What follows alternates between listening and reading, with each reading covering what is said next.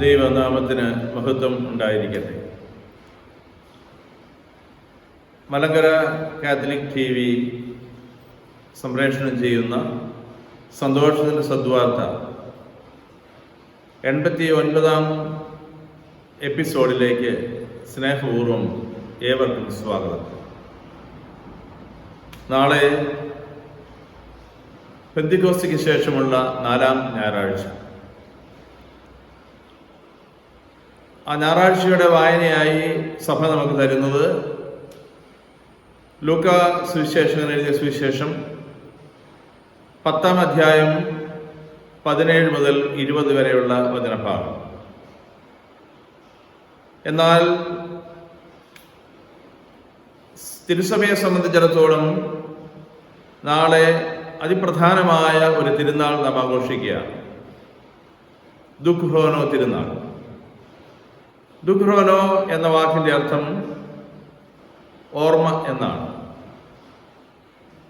ഭാരത ക്രിസ്തീയ സമൂഹത്തിൽപ്പെട്ട നാം ഏറ്റവും പ്രധാനമായി കണക്കാക്കുന്ന ഒരു തിരുനാളാണ് അപ്പസ്തോലൻ പ്രമുഖനായ മാർത്തോമാ ശ്ലീഹായുടെ ഓർമ്മദിനം, ജൂലൈ 3. മാർത്തോമാ ക്രിസ്ത്യാനികളായ നമ്മെ സംബന്ധിച്ചിടത്തോളം ഈ തിരുനാള് ഇന്ന് ഈ ഞായറാഴ്ച വന്നിരിക്കുന്നു എന്നുള്ളത് സന്തോഷകരമാണ്. അതുകൊണ്ട് തന്നെ ഇന്നത്തെ സന്തോഷത്തിന്റെ സദ്വാർത്ത ഈ മാർത്തോമാ ശ്ലീഹായുടെ ഓർമ്മ അനുസ്മരിക്കുന്ന വേദഭാഗം വ്യാഖ്യാനിച്ചുകൊണ്ട് നടത്താം എന്ന് കരുതുകയാണ്.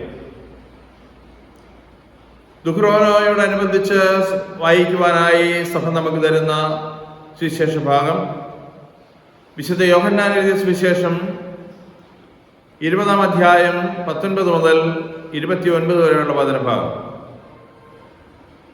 അതിൻ്റെ വിശദാംശങ്ങളിലേക്ക് ഇറങ്ങി ചിന്തിച്ചുകൊണ്ട് തോമാ ശ്ലീഹായുടെ വ്യക്തിത്വം സുവിശേഷങ്ങളിൽ എപ്രകാരം എന്ന് ചിന്തിക്കുന്നതിനും ആ തോമാ ശ്ലീഹായുടെ കർത്താവിന് വേണ്ടിയുള്ള സമർപ്പണ ജീവിതം, വിശ്വാസ ജീവിതം മാതൃകയാക്കിക്കൊണ്ട് ഇന്നത്തെ വചനഭാഗത്തെ സമീപിക്കുവാനുമാണ് നാം ആഗ്രഹിക്കുക. പെന്തിക്കോസ്തിക്ക് ശേഷമുള്ള 4-ാം ഞായറാഴ്ച ലൂക്കാ സുവിശേഷകൻ തരുന്ന വേദഭാഗത്ത് അപ്പസ്തോലന്മാർ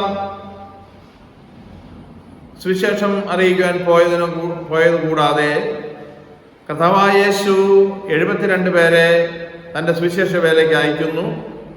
അവർ തിരിച്ചു വന്ന് തങ്ങളുടെ അനുഭവങ്ങൾ പറയുന്നു. അതുമായി ബന്ധപ്പെട്ട വേദഭാഗം.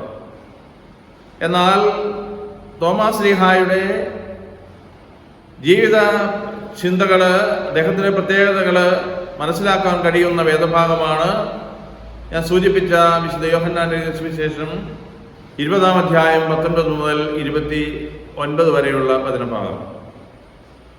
അവിടെ കർത്താവായ യേശു ഉത്ഥാനം ചെയ്തതിനു ശേഷം പലർക്കായിട്ട് പ്രത്യക്ഷപ്പെടുന്നു. തൻ്റെ ശിഷ്യഗണത്തിന് പ്രത്യക്ഷപ്പെടുന്നു. തൻ്റെ ശിഷ്യന്മാർക്ക് 2 പ്രാവശ്യം പ്രത്യക്ഷപ്പെടുന്ന സംഭവമാണ് ഇന്നത്തെ വേദഭാഗത്തുള്ളത്.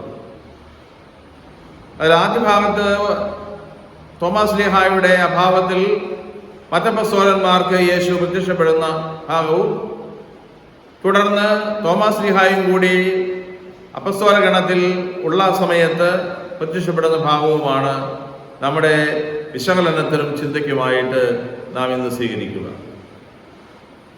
ഈ സുവിശേഷ ഭാഗത്തേക്ക് നാം കടന്ന് ചിന്തിക്കുമ്പോൾ ഇപ്രകാരം നാം വായിക്കുന്നു. ആഴ്ചയുടെ ആദ്യ ദിവസമായ അന്ന് വൈകിട്ട് ശിഷ്യന്മാർ യഹൂദരെ ഭയന്ന് കഥ കടച്ചിരിക്കെ യേശു വന്ന് അവരുടെ മധ്യേ നിന്നവരോട് പറഞ്ഞു, നിങ്ങൾക്ക് സമാധാനം. ആഴ്ചയുടെ ആദ്യ ദിവസം കർത്താവിന്റെ ഉത്ഥാനത്തെയാണ് സൂചിപ്പിക്കുക. ഉയർപ്പ് ഞായറാഴ്ചയാണ് ആഴ്ചയുടെ ആദ്യ ദിവസം എന്ന പേരിൽ ഇവിടെ പരാമർശിക്കപ്പെടുന്നത്. യേശു മരിച്ചു വരുന്ന ഉത്ഥാനം ചെയ്ത് ഉടനെ തന്നെ അവിടെ നിന്ന് പ്രത്യക്ഷപ്പെടുകയാണ് ശിഷ്യന്മാർ. യഹൂദരെ ഭയന്ന് കഥകടച്ചിരിക്കുന്ന അപ്പസ്തോല കൂട്ടായ്മയിൽ യേശു കടന്നു വന്നിട്ട് അവർക്ക് സമാധാനം ആശംസിക്കുന്നു, അവരെ ബലപ്പെടുത്തുന്നു. എന്നിട്ട് അവരോട് ഇപ്രകാരം പറഞ്ഞുകൊണ്ട് അവൻ്റെ കൈകളും പാർശ്വവും അവരെ കാണിക്കുകയാണ്. താൻ ക്രൂശിതനാണ്, ഈ ക്രൂശിതനായ താൻ ഉദ്ധാനം ചെയ്തിരിക്കുന്നു. അവൻ്റെ കൈകൾ ആണിപ്പഴുതുകളുള്ളതാണ്, അവൻ്റെ പാർശ്വം കുത്തി തുറക്കപ്പെട്ടതാണ്. അതെൻ്റെ അപ്പസ്തോല ഗണത്തെ കാണിച്ചുകൊണ്ട് അവിടുന്ന് ഉദ്ധാനം ചെയ്തു എന്നുള്ള സത്യം അവരെ അറിയിക്കുകയാണ്. എന്നിട്ട് വീണ്ടും അവരോട് സമാധാനം ആശംസിക്കുന്നു. അതിനുശേഷം യേശു പറയുന്നു, എൻ്റെ പിതാവിനെ അയച്ചതുപോലെ ഞാനും നിങ്ങളെ അയക്കുന്നു എന്ന് പറഞ്ഞ് അവരുടെ മേൽ വിശ്വസിക്കുകയും പരിശുദ്ധാത്മാവിനെ സ്വീകരിക്കുവാൻ അവരോട് ആവശ്യപ്പെടുകയും ചെയ്യുന്നു. എന്നിട്ട് അപ്പസ്തോല ദൗത്യമായ പാപമോചനത്തിൻ്റെ അധികാരം അവർക്ക് കൈമാറുകയാണ്. നിങ്ങൾ ആരുടെ പാപങ്ങൾ ക്ഷമിക്കുന്നുവോ അവ അവരോട് ക്ഷമിക്കപ്പെട്ടിരിക്കും, നിങ്ങൾ ആരുടെ പാപങ്ങൾ ബന്ധിക്കുന്നുവോ അവ ബന്ധിക്കപ്പെട്ടിരിക്കും. പാപമോചനത്തിൻ്റെ അധികാരം കൂടി അപ്പസ്തോല ശുശ്രൂഷയ്ക്ക് ചേർത്ത് വെച്ച് നൽകുന്ന യേശു. ഈ സംഭവം നടക്കുമ്പോൾ ദിദിമോസ് എന്ന പേരുള്ള 12 പേരിൽ 12 അപ്പസ്തോലന്മാർ ദിദിമോസ് എന്ന് വിളിക്കപ്പെടുന്ന തോമാസ് ശ്ലീഹ അവിടെ ഇല്ലായിരുന്നു. തോമാസ് ശ്ലീഹായോട് മറ്റപ്പസ്തോലന്മാർ തങ്ങൾക്കുണ്ടായ അനുഭവം പങ്കിടുമ്പോൾ തോമസ് പറയുന്നു, അവൻ്റെ കൈകളിൽ ആണിപ്പഴുതുകൾ കാണുകയും അവയിൽ എൻ്റെ വിരലിടുകയും അവൻ്റെ പാർശ്വത്ത് എൻ്റെ കൈവയ്ക്കുകയും ചെയ്തല്ലാതെ ഞാൻ വിശ്വസിക്കുകയില്ല. ഇപ്രകാരമുള്ള തോമാസ് ശ്ലീഹായുടെ വാക്കുകൾ തോമാസ് ശ്ലീഹയെ അവിശ്വാസിയായി മുദ്ര കുത്തിക്കൊണ്ടുള്ള ഒരു പാരമ്പര്യ ചിന്തയിലേക്ക് സമൂഹത്തെ നയിക്കുകയാണ്. പക്ഷേ ഈ വേദഭാഗം നാം വിശകലനം ചെയ്യുമ്പോൾ തോമാസ് ശ്ലീഹ മറ്റ് അപ്പസ്തോലന്മാർക്ക് കിട്ടിയ ആ അനുഭവം തനിക്കും വ്യക്തിപരമായി കിട്ടണമെന്ന് മാത്രമേ പറഞ്ഞിട്ടുള്ളൂ. യേശു പ്രത്യക്ഷപ്പെട്ടപ്പോൾ തൻ്റെ ആണിപ്പഴുതുള്ള കൈകൾ അവരെ കാണിക്കുകയും പാർശ്വം അവരെ കാണിക്കുകയും ചെയ്ത അത് കണ്ട് വിശ്വസിച്ച അപ്പസ്തോലന്മാരുടെ ആ അനുഭവം തനിക്കും ഉണ്ടാകണമെന്ന് മാത്രമാണ് തോമാസ് ശ്ലീഹ പറഞ്ഞത്. അല്ലാതെ അവിശ്വാസിയായിരിക്കുക എന്നുള്ള ഒരു രീതിയിലല്ല തോമാസ് ശ്ലീഹായുടെ പ്രതികരണം. മറിച്ച് യേശുവിനെ, താൻ സ്നേഹിച്ച യേശുവിനെ, യേശു ഉദ്ധാനം ചെയ്തു എന്നുള്ള സത്യം അംഗീകരിച്ചുകൊണ്ട് യേശുവിനെ കാണണം, യേശുവിനെ അവിടെ ചേർന്നിരിക്കണം, ഇതായിരുന്നു തോമാസ് ശ്ലീഹായുടെ ആവശ്യം. ഇപ്രകാരം തോമസ് പറഞ്ഞതിൻ്റെ പേരിൽ അദ്ദേഹത്തെ ഒരു അവിശ്വാസിയായി മുദ്ര കുത്തേണ്ട കാര്യം. തോമാസ് ശ്ലീഹ അവിശ്വാസി ആയിരുന്നു എന്ന് പറയുവാൻ പറ്റുന്ന വേദഭാഗങ്ങളില്ല. വിശുദ്ധ യോഹന്നാന്റെ സുവിശേഷം 11-ാം അധ്യായം 16-ാം തിരുവചനത്തിൽ തോമാസ് ശ്ലീഹ പ്രത്യക്ഷപ്പെടുന്നുണ്ട്. അവിടെ കടന്നു വരുന്നു. അപ്പസ്തോലന്മാരോട് യേശു ലാസറിന്റെ മരണത്തെക്കുറിച്ചുള്ള അറിയിപ്പ് നൽകുമ്പോൾ, അതുകൊണ്ട് യൂദയായിലേക്ക് തിരിച്ചു പോകണം, തൻ്റെ സ്നേഹിതനായ ലാസറിനെ സന്ദർശിക്കണമെന്ന് യേശു പറയുമ്പോൾ മറ്റ് അപ്പസ്തോലന്മാരെല്ലാം അതിന് വിമുഖത പ്രകടിപ്പിക്കുന്നു. അപകടകരമായ സ്ഥലത്തേക്ക് തിരിച്ചു പോകുന്നത് ബുദ്ധിയല്ല എന്ന് പറയുമ്പോൾ യേശുവിനെ നിർബന്ധം മനസ്സിലാക്കിക്കൊണ്ട്, യേശുവിൻ്റെ മനസ്സ് മനസ്സിലാക്കിക്കൊണ്ട് തോമസ് ശ്ലീഹ പറയുകയാണ്, നമുക്കും അവനോടൊപ്പം പോയി മരിക്കാം. യേശുവിനോടൊപ്പം, തൻ്റെ ഗുരുവിനോടൊപ്പം പോയി മരിക്കുവാൻ തയ്യാറായ അപ്പസ്തോലനാണ് തോമസ് ശ്ലീഹ. ആ അപ്പസ്തോലൻ അവിശ്വാസിയാണെന്ന്, കേവലം തനിക്ക് ലഭിക്കേണ്ട ക്രിസ്തു അനുഭവം ലഭിക്കണമെന്ന് പറഞ്ഞതിൻ്റെ പേരിൽ നാം മുദ്ര കുത്തുന്നത് ശരിയല്ല. വീണ്ടും തോമസ് ശ്ലീഹായെ മറ്റൊരവസരത്തിൽ ഇതേ സുവിശേഷത്തിൽ നാം കാണുകയാണ്. 14-ാം അധ്യായം 5-ാം തിരുവചനത്തിൽ യേശു തൻ്റെ അപ്പസ്തോലന്മാരുമായി വിടവാങ്ങൽ പ്രസംഗം അല്ലെങ്കിൽ സംഭാഷണം നടത്തുന്നതിനിടയിൽ അവിടുന്ന് പറയുകയാണ്, ഞാൻ എൻ്റെ പിതാവിൻ്റെ അടുക്കിലേക്ക് പോവുകയാണ്, ഞാൻ പോയി കഴിഞ്ഞ് നിങ്ങളെ കൂട്ടിക്കൊണ്ടുപോകും, അപ്പോൾ വഴി നിങ്ങൾക്കറിയാം എന്ന് യേശു പറയുമ്പോൾ നീ എവിടേക്ക് പോകുന്നു എന്ന് ഞങ്ങൾക്കറിയില്ല, പിന്നെ വഴി ഞങ്ങൾ എങ്ങനെ അറിയും എന്നുള്ള നിഷ്കളങ്കമായ ഒരു പ്രത്യുത്തരം തോമസ് ലീഹ നടത്തുകയാണ്. യേശുവിനോട് വഴി ചോദിക്കുന്ന തങ്ങൾക്ക് പരിമിതികളുണ്ടെന്നും അറിയില്ല എന്നും ഏറ്റുപറയുവാനുള്ള എളിമയും അതോടൊപ്പം തന്നെ യേശുവിനോടുള്ള സ്നേഹവും പ്രകടിപ്പിച്ചുകൊണ്ട് നീ എവിടേക്ക് പോകുന്നു എന്ന് ഞങ്ങൾക്കറിയില്ല, പിന്നെ വഴി ഞങ്ങൾ എങ്ങനെ അറിയുമെന്നുള്ള തോമസ് ലീഹയുടെ ചോദ്യത്തിന് യേശു കൊടുക്കുന്ന മറുപടിയുണ്ട്. വഴിയും സത്യവും ജീവനും ഞാനാണ്. വഴി ചോദിക്കുന്ന തോമസ് ലീഹായുടെ അറിവിൻ്റെ അഭാവം വലിയ ഒരു വെളിപാടിലേക്ക് യേശുവിനെ നയിക്കുകയാണ്. യേശു പറയുകയാണ്, പിതാവിലേക്കുള്ള വഴി ഞാനാണ്, സത്യം ഞാനാണ്, ജീവൻ ഞാനാണ്. ഇന്ന് ക്രിസ്തീയ സമൂഹം യേശുവിനെ മറ്റുള്ളവരുടെ മുമ്പിൽ അവതരിപ്പിക്കുമ്പോൾ വഴിയും സത്യവും ജീവനുമായ യേശുവിനെയാണ് നാം അവതരിപ്പിക്കുക. ഈ പ്രകാരമുള്ള സനാതനമായ യേശുവിൻ്റെ വാക്കുകൾക്ക് വഴിയൊരുക്കിയത് ഈ തോമസ് ലീഹായുടെ അറിവില്ലായ്മയാണ്. ആ അറിവില്ലായ്മ അംഗീകരിച്ചുകൊണ്ടുള്ള തൻ്റെ അഭിപ്രായ പ്രകടനമാണ്, അല്ലെങ്കിൽ ഒരു ആകാംക്ഷയോടുള്ള ചോദ്യമാണ്. ഇപ്രകാരം ലാസറിനെ ഉയർപ്പിക്കുന്ന സംഭവത്തോട് ചേർത്തും യേശുവിൻ്റെ അന്ത്യ സംഭാഷണത്തിൽ വഴിയും സത്യവും ജീവനും ഞാനാണെന്നുള്ള യേശുവിൻ്റെ വെളിപ്പെടുത്തലിൻ്റെ പശ്ചാത്തലത്തിലും തോമസ് ലീഹായെ നാം അപകീർത്തനം ചെയ്യുമ്പോൾ നമുക്ക് മനസ്സിലാവും, അവൻ അവിശ്വാസിയായ ഒരു അപ്പസ്തോലനല്ല, മറിച്ച് യേശുവിനോടുള്ള അഗാധമായ ബന്ധത്തിൽ ജീവിച്ച ഒരു അപ്പസ്തോലൻ. ഈ അപ്പസ്തോലനാണ് കർത്താവിനെ മറ്റുള്ളവർ കണ്ടു അനുഭവിച്ചു എന്ന് പറഞ്ഞപ്പോൾ ആ അനുഭവം എനിക്കും വേണം, അവൻ്റെ കൈകളിൽ ആണിപ്പഴുതുകൾ എനിക്ക് കാണണം, അവൻ്റെ കുത്തിത്തുറക്കപ്പെട്ട പാർശ്വത്തിൽ എൻ്റെ കൈ വയ്ക്കണം എന്ന് പറയുന്ന ആ തോമസ് ലീഹയുടെ ശാഠ്യക്കാരനായ തോമസ് ലീഹ അപ്രകാരം പറയുകയാണ്. അത് കാണാതെ, അങ്ങനെ എനിക്കൊരു അനുഭവം ലഭിക്കാതെ യേശു ഉയർത്തു എന്ന് ഞാൻ വിശ്വസിക്കുകയില്ല എന്ന് പറയാതെ പറയുകയാണ്. അപ്പോൾ അതിന് മറുപടിയായി യേശു അവനെ അവിശ്വാസിയായി തള്ളാതെ അവൻ്റെ വിശ്വാസത്തിൽ അവനെ ഉറപ്പിക്കുകയും വിശ്വാസത്തിലേക്ക് കടന്നു വരുന്ന സഭയിൽ അനുഗ്രഹത്തിൻ്റെ വല്ല വചസ്സുകൾ ഉച്ചരിക്കുകയും ചെയ്യുന്നതിനുള്ളൊരു നിദാനമായി തോമസ് ലീഹ മാറുകയാണ്. ഇവിടെ വീണ്ടും എല്ലാവരും അപ്പസ്തോലന്മാരെല്ലാവരും ഒന്നിച്ചിരിക്കുമ്പോൾ വീണ്ടും യേശു പ്രത്യക്ഷപ്പെടുന്നു. ഒരാഴ്ചയ്ക്ക് ശേഷം 8 ദിവസത്തിന് ശേഷം തോമസ് ലീഹായും മറ്റപ്പസ്തോലന്മാരും ഇപ്രകാരം ഒരു മുറിയിൽ ഇരിക്കുന്ന സമയത്ത് യേശു വന്ന് വീണ്ടും അവരുടെ മുമ്പിൽ നിന്ന് സമാധാനം ആശംസിക്കുന്നു.